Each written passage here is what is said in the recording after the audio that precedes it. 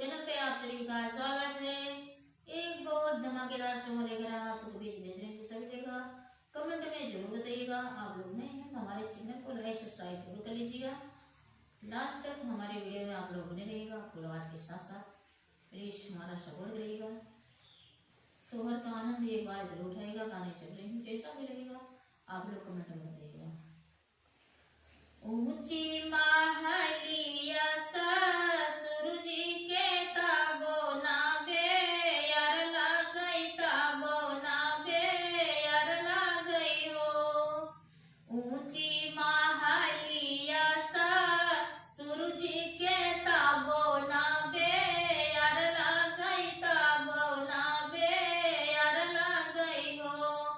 पिया धीरे धीरे बेनिया डोलाव गरम हमरे लागई, गरम हमरे लागई हो। पिया धीरे धीरे बेनिया डोलाव गरम हमरे लागई, गरम हमरे लागई हो। ऊंची महलिया ससुर जी के ताबो ना बे यार लागई, ताबो ना बे यार लागई हो। पिया धीरे धीरे बेनिया डोलाव गरम हमरे लागई, गरम हमरे लागई हो।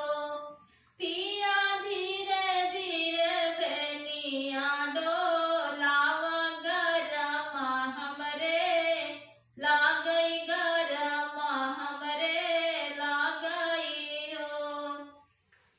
माई जसु तैया गनवा बहिनिया मोरगो सरवा बहिनिया मोरगो सरवाऊ हो। रनिया बेनिया चुरुरा चुरुरा डोलई सारामा हमरे लागई, सारामा हमरे लागई हो। रनिया बेनिया चुरुरा चुरुरा डोलई सारामा हमरे लागई, सारामा हमरे लागई हो। बोलिया तो हे पिया बोलऊ बोलाहिउ नाही जाना, बोलाहिउ नाही जाना हो। पिया काहे के लाया मुर्गा मनवा सारामा तोहरे लागई, सारामा तोहरे लागई हो।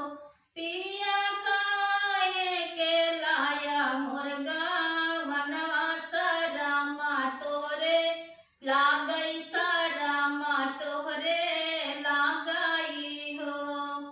जौहा हो बैमा यरिया बेटिया वरौबा पय बेटिया वरौबा पय बेटी हो। जौहा हो बैमा यरिया बेटिया वरौबा पय बेटिया वरौबा पय बेटी हो। पिया दस पाँच लाल ना हो वैबै तो हाई नाही देबै, तो हाई नाही देबै हो।